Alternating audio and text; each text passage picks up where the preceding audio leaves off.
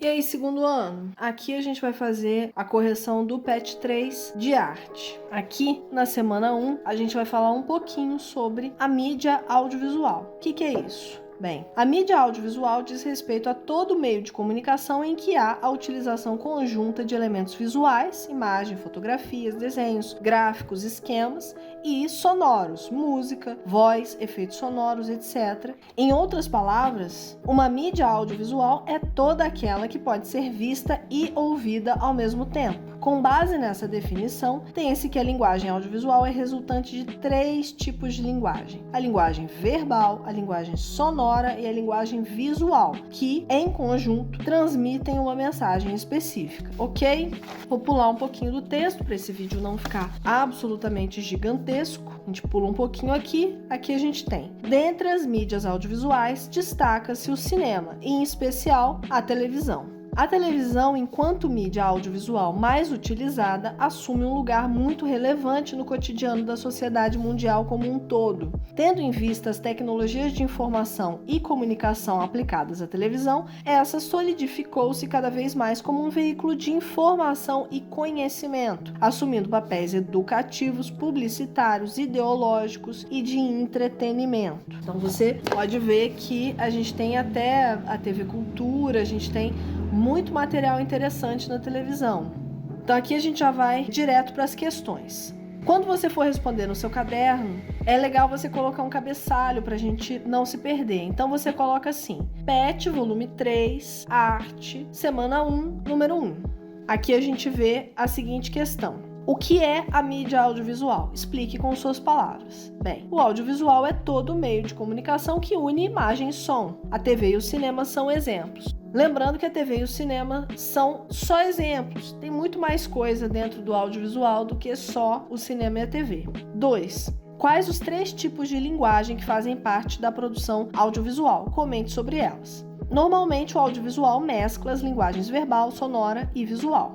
Beleza? Simples. 3. A televisão se consolidou como a mídia audiovisual mais utilizada no mundo. Comente sobre a importância dela para a sociedade. Bem, há controvérsias, mas a gente já vai falar sobre isso. Por enquanto, a gente vai responder o seguinte: a TV é um meio de comunicação muito democrático, que atinge 93% da população brasileira. No país, as pessoas assistem em média a mais de 9 horas de TV por dia. Quer dizer, isso é muito tempo, né? Aqui a gente diz que a TV é um meio democrático de comunicação porque todo mundo tem acesso a ele. A TV está em todos os lugares. A gente tem televisão em casa, no consultório médico, na escola, no próprio celular. Às vezes a gente tem, né? Alguns aparelhos têm a TV digital. Então é muito democrático, todo mundo tem acesso. Aqui no número 4 diz o seguinte: aprendemos o que é mídia audiovisual. Sabemos que muitas pessoas produzem conteúdo audiovisual diariamente nas redes sociais. Comente com suas palavras sobre as redes sociais.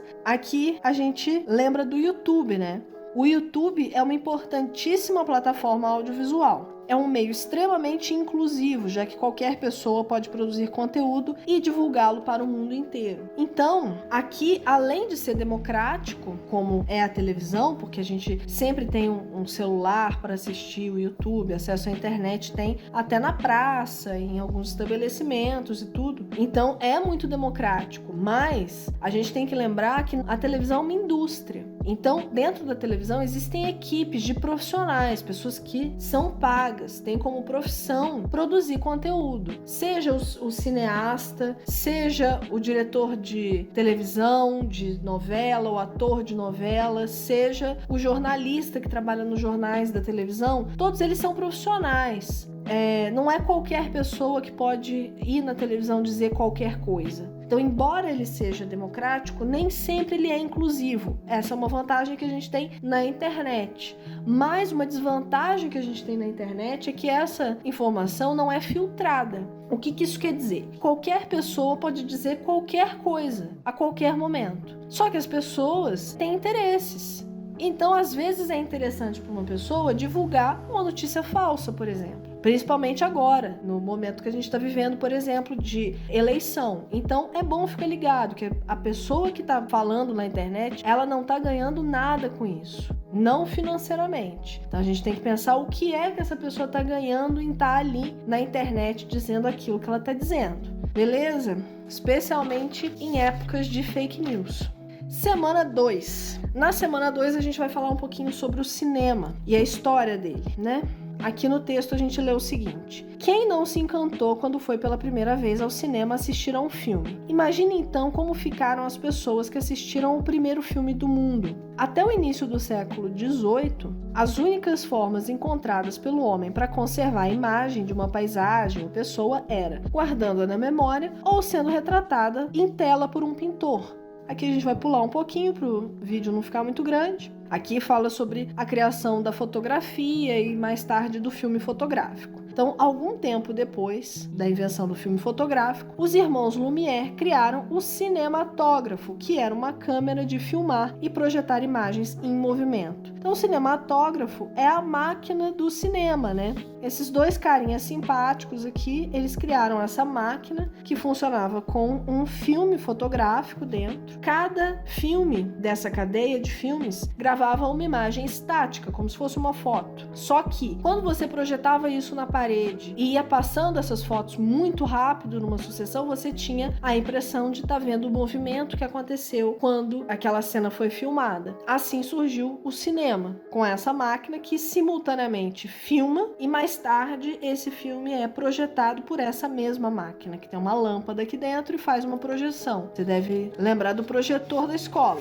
Igualzinho, mesmo princípio. Aqui a gente vai pular um pouquinho, esse texto fala sobre a criação do cinema de ficção, como que os primeiros filmes surgiram, como eles eram em preto e branco, eles não tinham a tecnologia do som, era cinema mudo, porque era muito difícil você gravar som e sincronizar esse som junto com a imagem, e por aí vai. Mas a gente vai pular isso tudo e vai falar aqui embaixo o seguinte: ao contrário do que muitas pessoas imaginam, Hollywood não é o maior produtor de filmes. A maior indústria cinematográfica do mundo, na verdade, é a Índia. Eu vou colocar aí na tela para vocês verem algumas cenas dessa indústria indiana de cinema que chama Bollywood. Brace yourself, Darcy. He's about to transform into the Indian MC Hammer.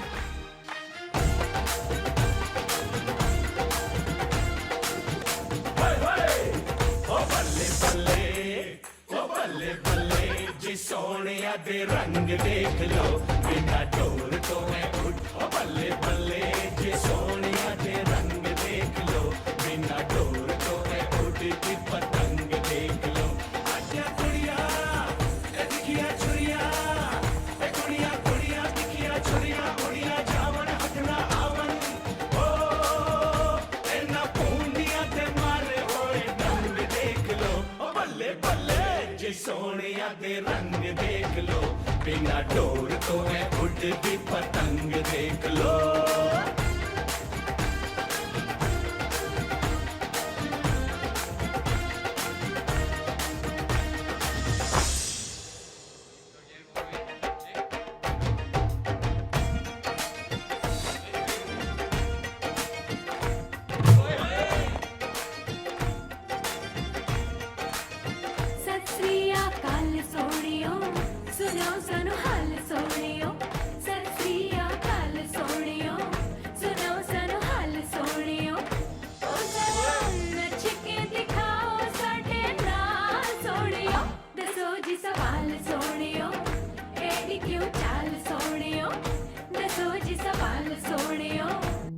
É legal a gente conhecer porque, embora a gente não assista aqui a muitos filmes de Bollywood, essa é uma indústria gigantesca que muita gente assiste lá na Ásia, no Oriente, e movimenta muito dinheiro todo ano e produz muito mais filme do que Hollywood. Inclusive, eles conseguem produzir entre 1.200 e 1.500 filmes por ano. É muita coisa. Então vamos para as questões.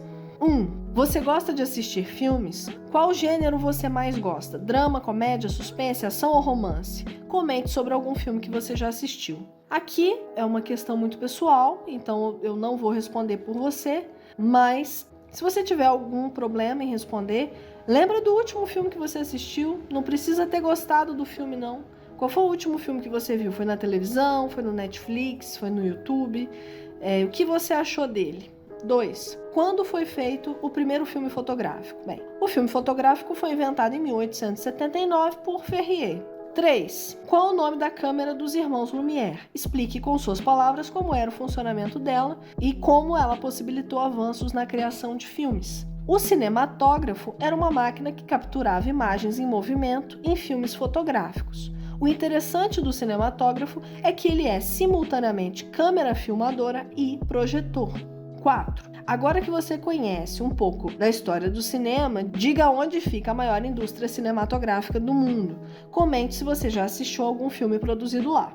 A maior indústria cinematográfica do mundo fica na Índia e se chama Bollywood, com B, de bola. Os filmes de Bollywood são normalmente musicais românticos. Embora esses filmes não sejam muito valorizados no Ocidente, essa é uma indústria que movimenta aproximadamente 3,5 bilhões de dólares por ano. Você imagina que se $1 está valendo quase R$6, você imagina o valor disso aqui em reais. É muito dinheiro. Bem, aqui a gente já está na semana 3, na história do cinema brasileiro. Vamos falar aqui sobre a primeira exibição de cinema no Brasil. Podemos dizer que a história do cinema no Brasil começa em julho de 1896, quando ocorre a primeira exibição de cinema no país, na cidade do Rio de Janeiro. No mundo, o cinema tem início em dezembro de 1895 na cidade de Paris. A película exibida foi Saída dos Trabalhadores da Fábrica dos Irmãos Lumière. Isso aqui é um erro que tem esse texto. Na verdade, o primeiro filme que foi exibido na história foi dos Irmãos Lumière, sim, mas foi um filme que chama A Chegada do Trem na Estação. É uma história até interessante porque, como ninguém nunca tinha visto uma exibição de cinema, vou colocar aí a imagem desse filme para você ver enquanto eu te conto. Como ninguém nunca tinha visto uma exibição de cinema antes, as pessoas que foram chamadas para essa sala de cinema para ver essa imagem do trem chegando na estação, elas viram o trem vindo na direção da câmera, elas não conseguiam entender que aquilo era uma imagem. Elas entenderam que era um trem que realmente estava vindo na direção delas. Então as pessoas começaram a correr, saíram correndo do cinema, desesperadas, achando que iam ser atropeladas pelo trem. É uma história muito famosa da história do cinema. Todo mundo que mexe com o cinema conhece essa história. E a Saída dos Trabalhadores da Fábrica foi feito posteriormente, porque o princípio do cinema é muito documental, né? As pessoas não estavam interessadas em levar, a princípio, a linguagem do teatro para o cinema. A intenção não era criar histórias, fazer ficção, atuar com personagens. A ideia era justamente registrar imagens reais do mundo, era uma coisa documental, para fazer documentário mesmo. Mais tarde, outros tipos de filme foram surgindo. Beleza? Que São Paulo tem sua primeira sala de cinema, chamada de Bijou Theatre, ou teatro, porque aqui não é inglês, é francês. Francês eu não falo, infelizmente. Aqui é a fachada dessa primeira sala de cinema que houve no Brasil. Bem, século XX e o crescimento do cinema no Brasil.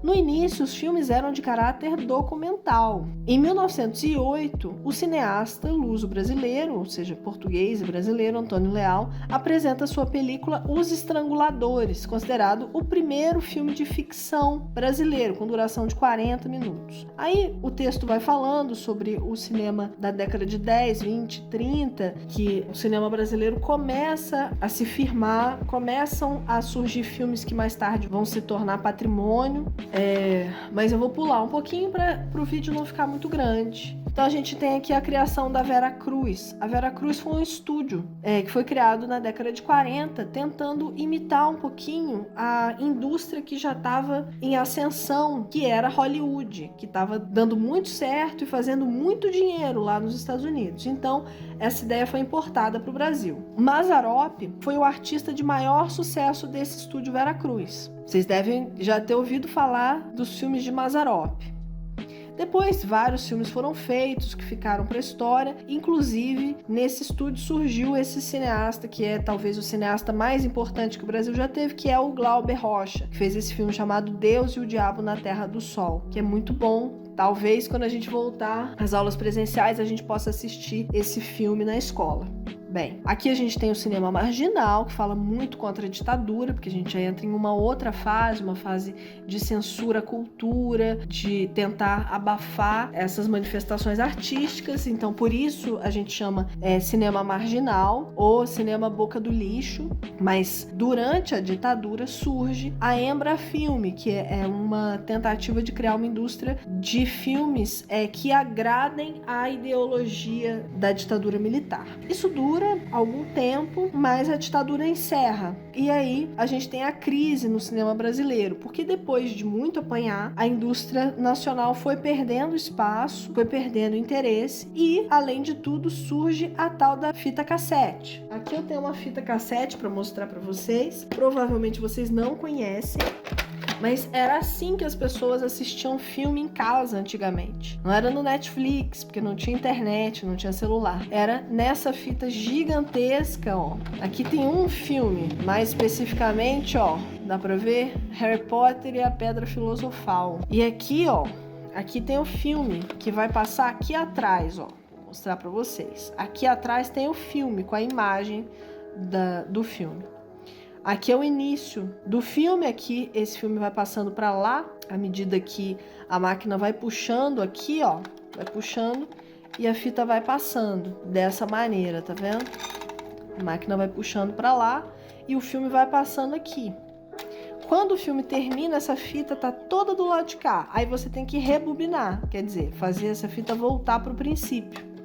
Não era uma tecnologia muito prática e, além de tudo, ó, aqui vocês podem ver, é mofo, porque essa fita aqui estava sujeita à umidade, ao tempo, e ela ia estragando. Então, se eu tentar assistir Harry Potter, não vou conseguir hoje em dia, só se eu assistir na internet, né? Só que antes disso, antes da fita cassete, não existia nenhuma maneira de você assistir filme em casa. Você só conseguia assistir no cinema. A partir do momento que a tecnologia para você assistir aos filmes em casa ficou mais fácil, os cinemas foram caindo em desuso, né? Então houve uma crise muito grande, ó. Com a chegada do videocassete nos anos 80, a proliferação de locadoras marca essa década no país. Nesse momento, o fim da ditadura, o despontar de uma crise econômica leva o cinema nacional a sofrer um grande declínio. As pessoas passam a querer assistir só cinema internacional. E a gente tem ainda até hoje essa mania, né?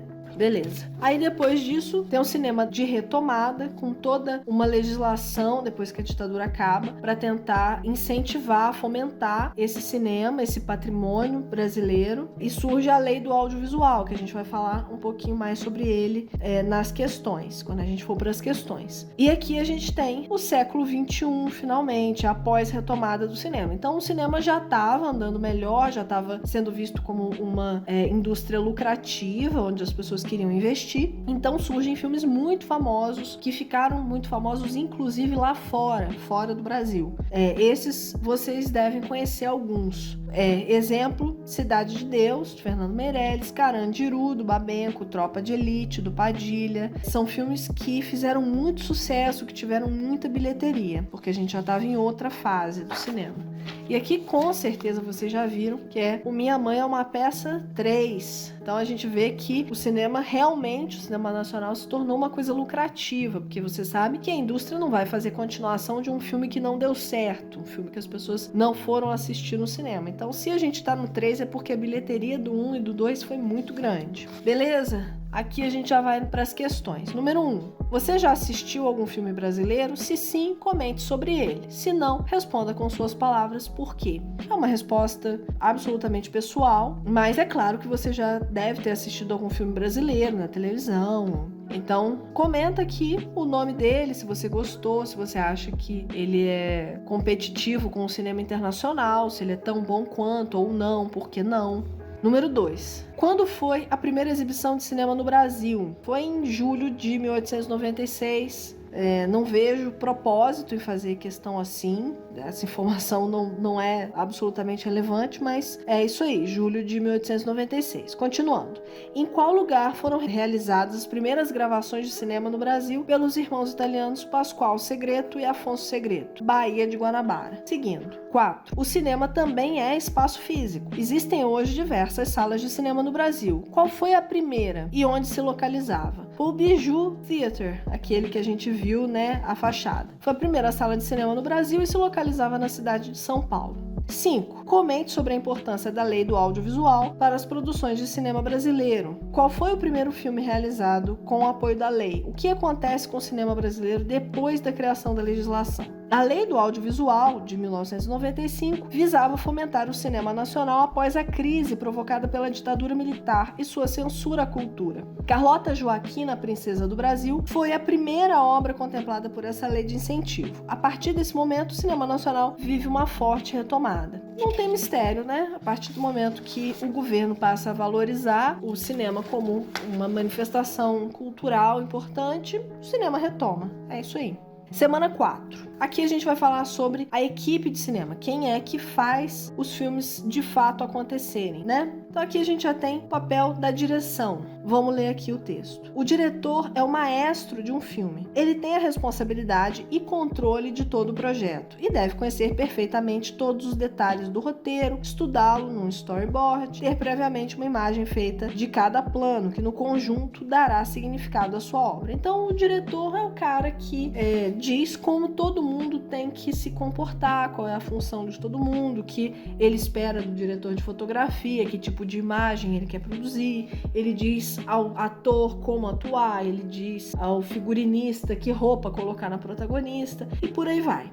Beleza? Aqui a gente tem a produção. Dentro da produção tem o produtor executivo, que é um gestor, tipo um administrador. Ele vê qual é o orçamento, a verba, o dinheiro disponível para fazer esse filme e ele escolhe aonde esse dinheiro vai ser investido, certo? Beleza. E tem o diretor de produção, que é o cara que vai buscar as coisas. Se precisar de uma roupa, é ele que vai na loja comprar. Se precisar de um objeto para completar a cena, é ele que vai atrás. Beleza? Aqui, a fotografia. O diretor de fotografia é o responsável pela imagem de um filme. O resultado estético do filme, no que se diz respeito à imagem captada, projetada, é de concepção da equipe de fotografia. Então, é o diretor de fotografia que decide se a cena vai ser gravada de dia ou de noite, com luz natural, artificial, que tipo de câmera vai ser usada e por aí vai. Arte. Em linhas gerais, a equipe de arte é composta principalmente pela cenografia, adereços de cena, figurino e maquiagem. Então, o pessoal da arte vai escolher a maquiagem que os atores vão usar, quais são as roupas, como que vai ser o ambiente onde vai ser filmado. Todas essas escolhas criativas são por parte do diretor de arte. Som. Não tem dúvida, né? O sonoplasta é o cara que capta o som que está acontecendo na cena. Então, quando os atores estão atuando, é de responsabilidade do sonoplasta gravar o que está acontecendo em cena, registrar esse som com boa qualidade. Mas é ele também que, se tiver uma explosão na cena, é ele que vai acrescentar o som da explosão, vai colocar a trilha sonora e tudo mais.